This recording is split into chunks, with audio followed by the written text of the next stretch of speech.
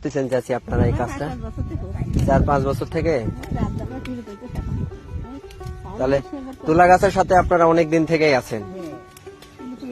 আজকে জমিতে আসছেন কখন আপনারা? সকাল 6টার সময় আসছেন। খাওয়া দাওয়া করছেন আপনারা? এই কাজ করতে কি ভালো লাগে আপনাদের? না, দেখেন যে জমিতে যখন এই যে ফুল ফল আসে, মানুষজন বিভিন্ন ধরনের লোকজন আসে, তখন তো ভালো লাগার কথা। আর এই তুলাতে দেখেন বিভিন্ন ধরনের কাপড় চোপড় থেকে ধরে সব ধরনের জিনিস তৈরি হয়, যেগুলো আমরা প্রতিনিয়ত ব্যবহার করি। তো আপনাদের পারিশ্রমিক কেমন দেয়?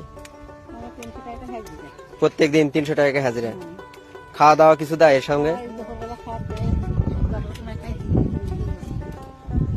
প্রত্যেকদিন কতখানি জমি কাজ করতে পারেন আপনারা? এই জমি পুরাটাই শেষ করে ফেল দেবেন?